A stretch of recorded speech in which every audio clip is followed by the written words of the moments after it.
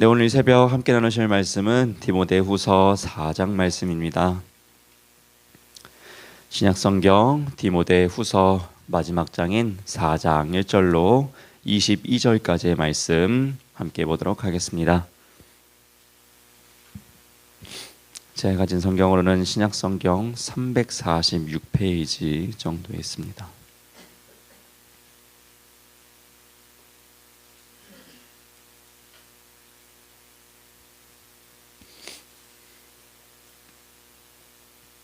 네, 디모데후서 4장의 말씀 한 절씩 교독하며 말씀 보도록 하겠습니다. 하나님 앞과 살아있는 자와 죽은 자를 심판하실 그리스도 예수 앞에서 그가 나타나실 것과 그의 나라를 두고 엄히 명하노니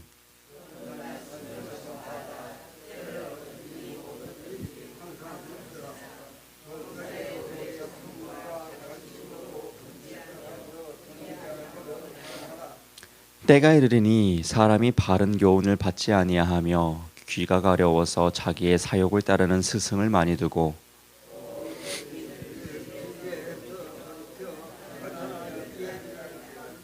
그러나 너는 모든 일에 신중하여 고난을 받으며 전도자의 일을 하며 내 직무를 다하라.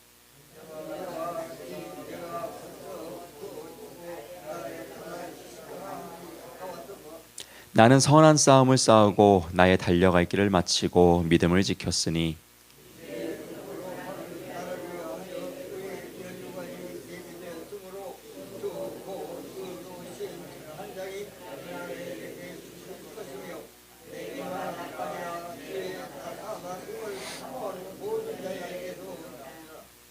너는 어서 속히 내게로 오라.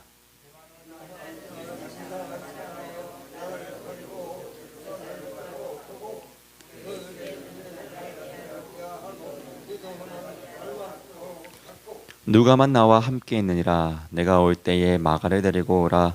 그가 나의 일에 유익하니라. 내가 올 때에 내가 드로아 가보의 집에 둔 겉옷을 가지고 오고 또 책은 특별히 가죽 종이에 쓴 것을 가져오라.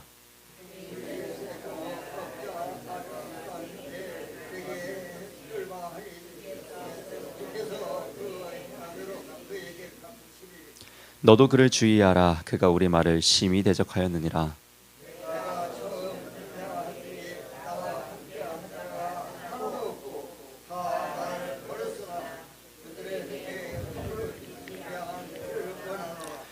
주께서 내 곁에 서서 나에게 힘을 주심은 나로 말미암아 선포된 말씀이 온전히 전파되어 모든 이방인이 듣게 하려 하심이니 내가 사자의 입에서 건짐을 받았느니라.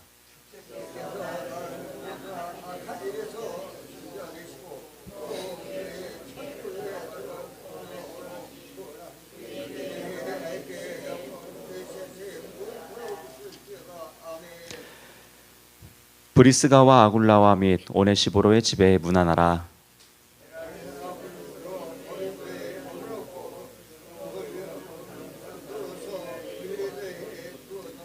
너는 겨울 전에 어서 오라. 으블로와 부데와 리노와 글라우디아와 모든 형제가 다 내게 문안하느니라.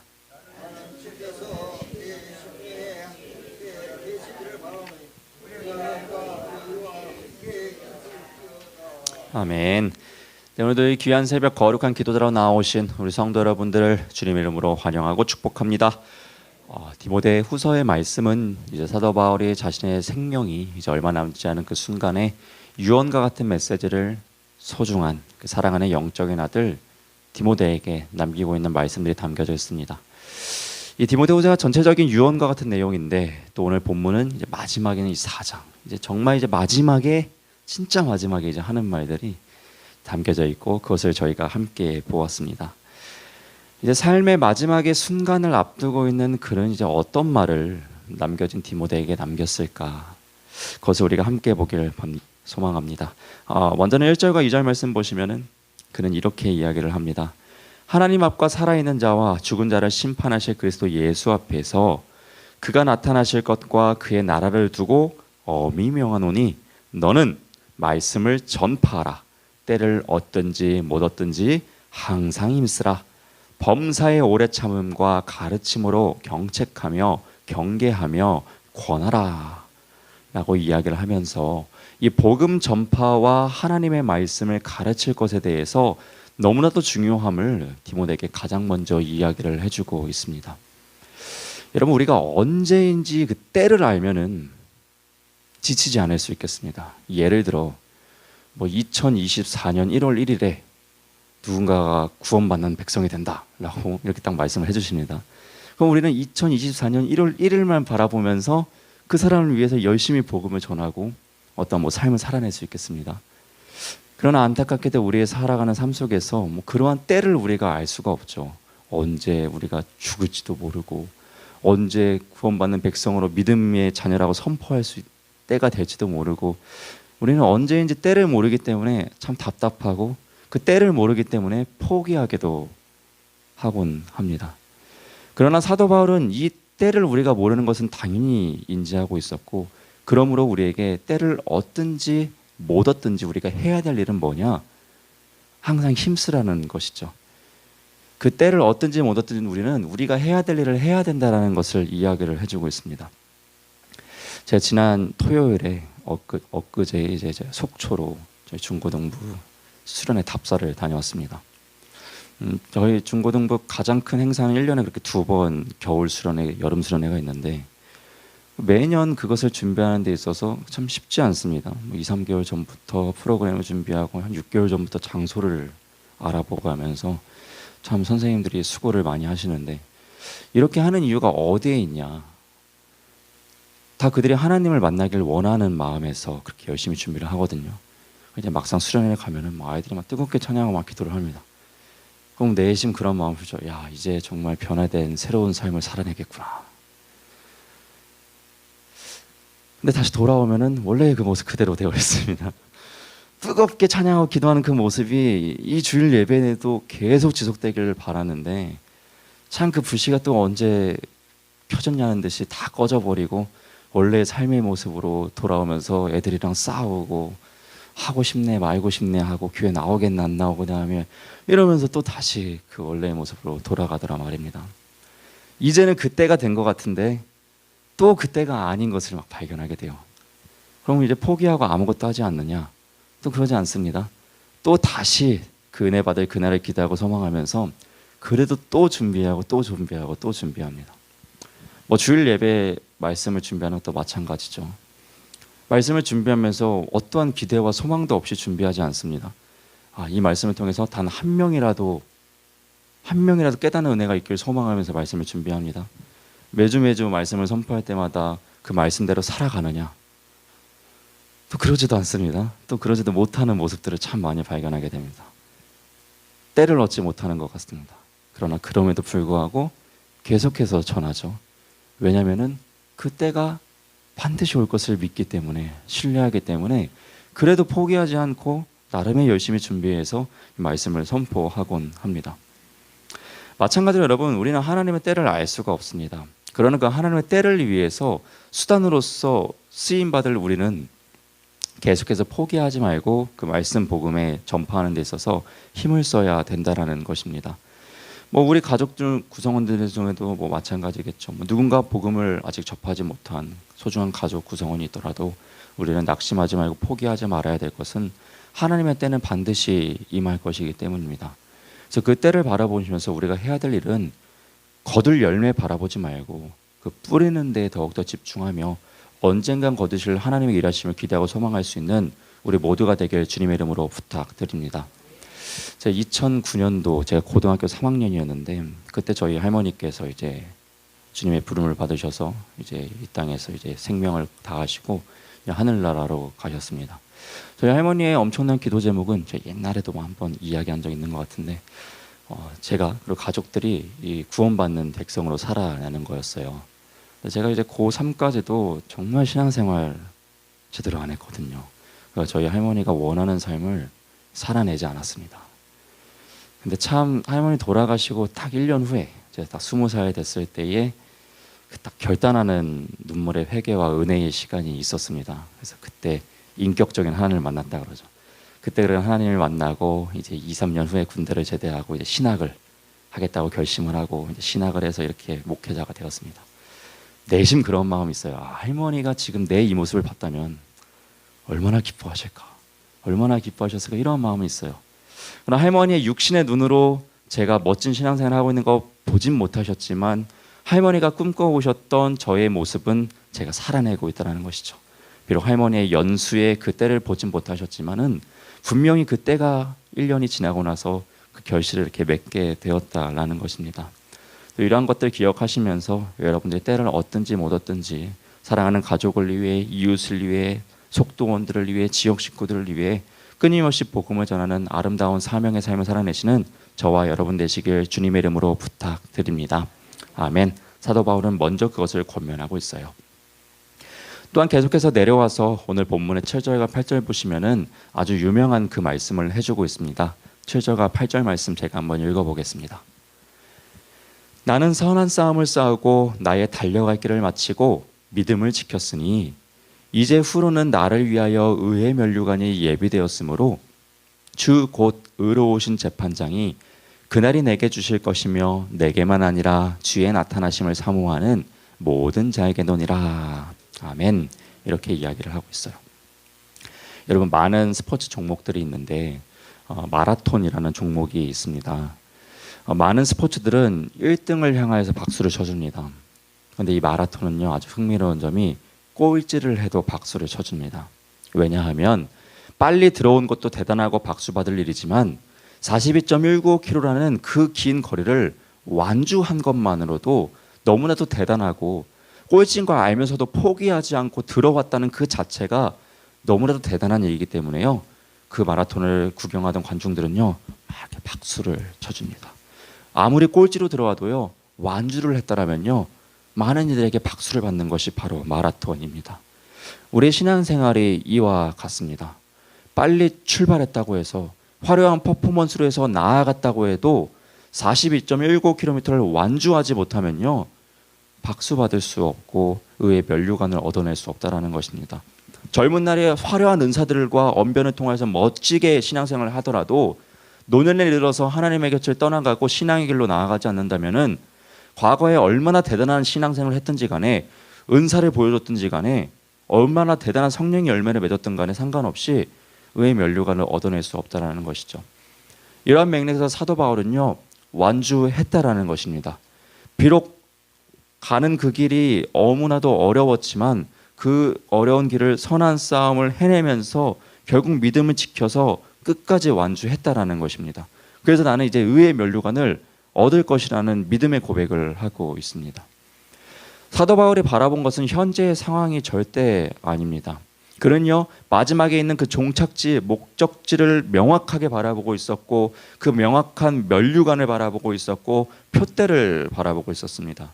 그렇기 때문에 그는 지금 이 상황에서 나의 삶에서 어려움이 닥치더라도, 문제가 닥치더라도 낙심하지 아니하고 포기하지 않을 수 있었습니다. 왜요? 그의 시선은 저 너머에 있었기 때문이에요. 이 목적지 그 넘어서 주님이 주실 상을 바라보았기 때문에 이 땅 가운데서 받는 고난과 역경과 시련과 고난들이 그에게 그렇게 큰 문제가 되지 않았던 것입니다. 그런데 안타깝게도 우리 수많은 신앙인들은 이 표대 마지막을 바라보지 못하고 지금의 상황을 바라보게 됩니다. 지금 만나게 되는 고난들, 지금 만나게 되는 환경들, 지금 만나게 되는 문제들만 바라보니까요, 포기하게 됩니다. 더 크게 얻을 것들 바라보지 못하니까요, 그냥 낙심하고 돌아서게 되어버립니다. 참 안타까운 일들이죠.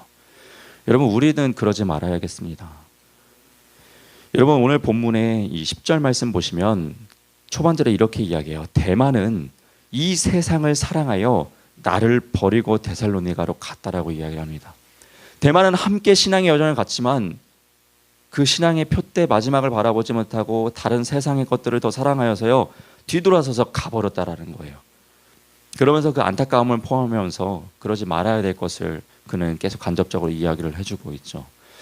바라기는 우리가 이 대마와 같은 삶이 아니라 이 사도 바울처럼 이 끝까지 종착할 수 있는 참된 신앙의 여정을 살아내시는 저와 여러분 되시기를 한 번 더 주님의 이름으로 부탁드립니다. 아멘. 사도 바울은 이것을 아주 견고하게 붙잡은 사람이었죠. 오늘 본문의 17절과 18절 말씀입니다.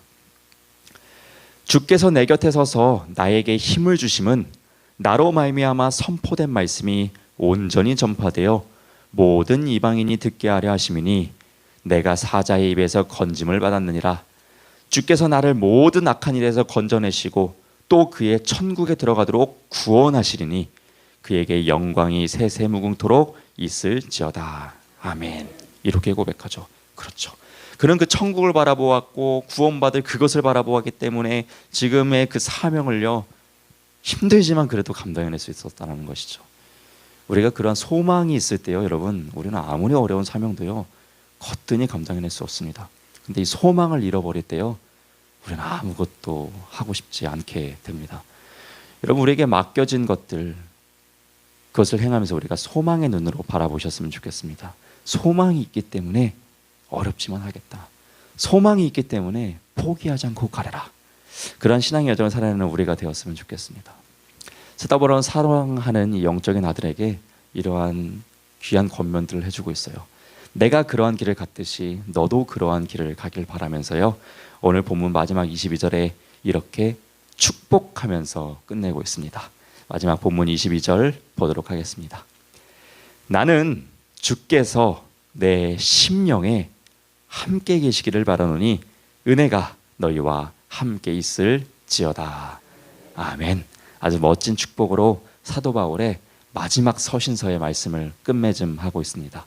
그 다른 무엇보다도 가장 바라는 것은 우리의 심령 가운데 하나님이 함께 계시기를, 우리의 삶 가운데 다른 무엇보다도 더욱이 하나님의 은혜가 풍성하기를, 이것을 축복해 주고 있습니다. 이러한 축복을 받은 이 신앙의 후배들, 우리 역시 마찬가지 아니겠습니까? 우리의 심령 가운데 하나님이 함께 계신 줄로 믿습니다. 우리에게 풍성한 은혜 허락하여 주시는 줄로 믿습니다. 함께 계신 그 하나님 바라보시면서 오늘을 살아내시고 풍성하게 베풀어 주시는 그 은혜 만끽하시면서 기쁨으로 범사에 감사함으로 살아내시는 오늘이, 내일이 일평생의 신앙의 삶이 되길 주님의 이름으로 부탁드립니다. 오늘도 다시 한번 기도자로 나오신 우리 거룩한 기도자 성도 여러분들을 주님의 이름으로 환영하고 축복합니다. 기도하겠습니다. 사랑의 하나님 아버지, 오늘도 거룩한 날을 허락하여 주시고 새 생명 허락하여 주시고 새로운 육신 허락하여 주시고 호흡 허락하여 주셔서 이렇게 주님의 기도자로 나오게 해주신 은혜에 감사를 드립니다. 사도 바울이 일평생의 삶을 주님을 위하여서 살아냈듯이, 그 견고한 사명을 붙들고 살아냈듯이 우리 역시 그 길 따라가길 소망합니다. 주님이 먼저 가신 그 길, 의의 면류관을 바라보며 하나님이 주실 그 상급 바라보며 그 표대 바라보며 포기하지 않고 나아갈 수 있는 우리 신앙의 여정이 될 수 있도록 주님 놀라운 은혜와 능력을 허락하여 주옵소서. 오늘도 여러 가지 기도 제목으로 나아가는 우리의 기도 가운데 소망의 끈을 놓치지 않게 하여 주시옵소서. 소망의 끈을 붙들고 온전히 주님만을 의지하며 기도하고 읊조리는 귀한 새벽 될 수 있도록 주님께서 우리의 심령 가운데, 우리의 기도의 입술 가운데 함께하여 주옵소서. 오늘도 주님의 거룩한 자녀로 살아내길 소망합니다. 오늘 하루도 성령의 충만한 은혜 허락하여 주시옵고 오늘도 내일도 일평생도 주의 영광 위에 살아내는 세상의 참된 빛과 소금 되도록 충만한 성령의 은혜를 우리에게 유감없이 허락하여 주옵소서. 이 모든 기도 감사드리며 살아계신 우리 주 예수 그리스도의 이름으로 기도드립니다. 아멘. 하늘에 계신 우리 아버지여, 이름이 거룩히 여김을 받으시오며 나라가 임하시오며 뜻이 하늘에서 이루어진 것 같이 땅에서도 이루어지이다. 오늘 우리에게 일용할 양식을 주시옵고 우리가 우리에게 죄 지은 자를 사하여 준 것 같이 우리 죄를 사하여 주시옵고 우리를 시험에 들게 하지 마시옵고 다만 악에서 구하시옵소서. 나라와 권세와 영광이 아버지께 영원히 있사옵나이다. 아멘.